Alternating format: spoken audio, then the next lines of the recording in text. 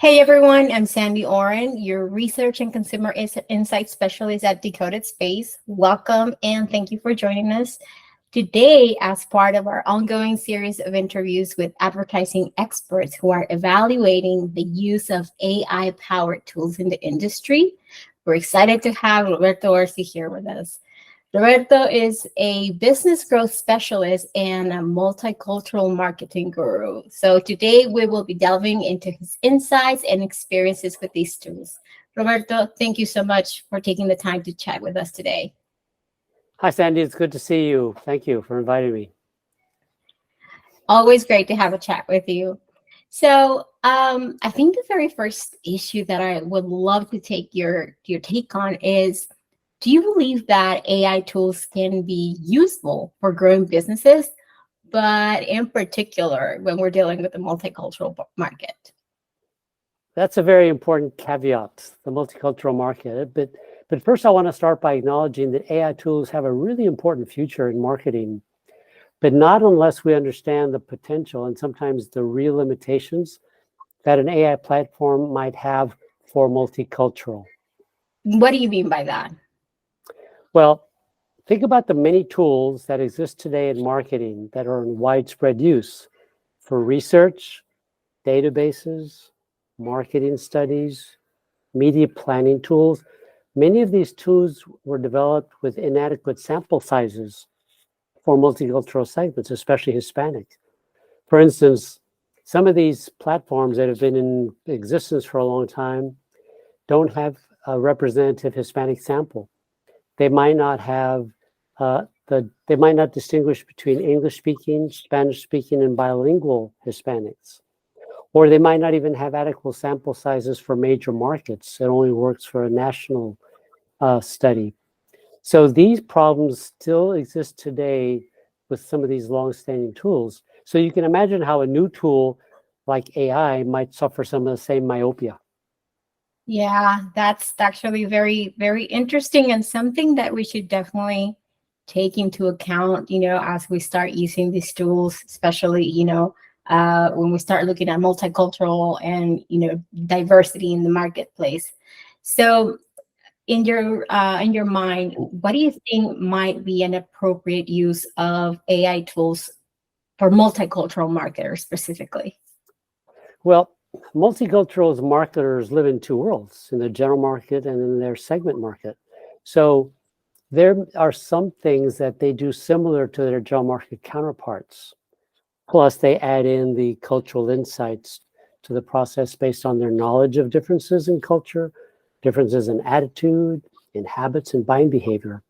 However, there are some AI tools that could be useful that might not require cultural insights. I'll give you some examples.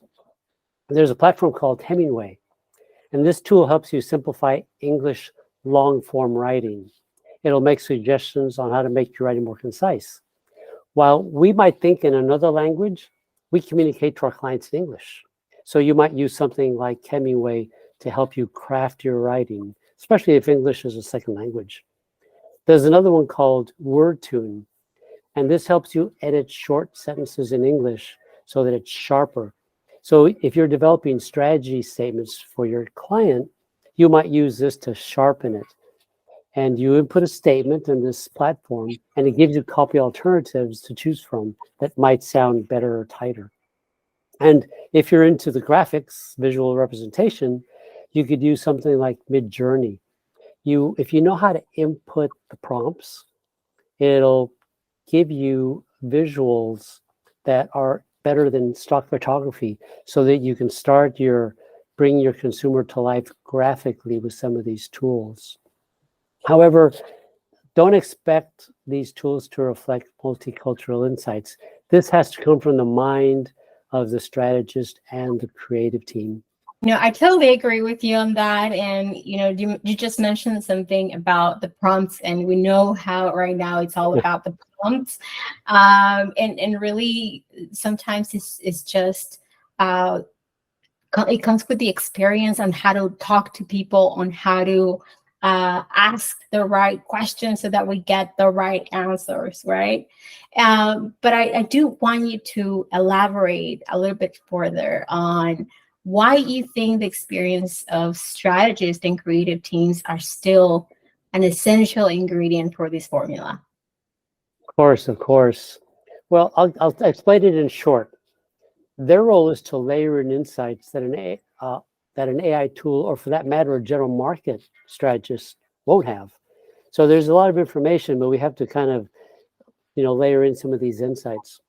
And I'll give you a secret. I asked ChatGPT a question. I said, what are the downsides of ChatGPT for Hispanic marketers? And it was very honest. It gave me 4 downsides, and I'll tell you verbatim how it responded. It told me one. I'm curious. Yes, I was curious too, and it was very fast. It said, cultural nuances. ChatGPT may not be able to accurately understand or respond to cultural nuances specific to the Hispanic market. Straight out statement. Second thing, it says language barriers. It said the ChatGPT is trained on large corpus of English language text, and this could limit its usefulness for marketers looking to engage with Spanish-speaking audiences. So that was cool. Then third, it said a limited understanding of local context. It said it may not have a full understanding of the local context in which Hispanic consumers live and operate. That's important. And then the last one really impressed me. It said the GPT lacks empathy. It doesn't have emotions or empathy, which could limit its ability to connect with Hispanic consumers on an emotional level. So I thought this was fascinating that ChatGPT was so self-aware. But I have to say, having said all that, I think as marketers, we have to continue to stay engaged with AI tools and recognize that in a lot of cases, they can make us more productive, or they can enhance our creativity, or open up avenues of exploration that we may not thought of. And I think the other thing that's really important is I read that AI capabilities double every 5 months, which is a tremendous turnaround. In fact, if you look at some of these tools from a year or 2 ago to today, you see some big improvements. So I would say, stay on top of it, look for improvements, look for relevance, and experiment, experiment, experiment. That is great advice. You are absolutely right. As we had been chatting about how it is difficult for anybody to claim to be an AI expert at this point because everything is moving so fast. But, imagine if perhaps, I don't know, a couple of decades ago, you didn't know how to use Google, right? And you never took the time to do so. Where would you stand right now? So I think you are absolutely right in the sense of we have to try, and try. So I want to thank you for joining us today and sharing your insights. It was a great pleasure to chat with you as usual. And I think we've gained a better understanding on how you view the practicality of these tools, as well as some potential drawbacks. I keep hearing that empathy, it's in that cultural experience is one of those things that AI tools cannot capture as of today. So I really thank you for taking the time. Thanks, Sandy. I love your blog, and it's always great to see you. Bye-bye. All right. Well, thank you all, and thank you for watching. And if you have any questions or thoughts, please leave them in the comment section for us.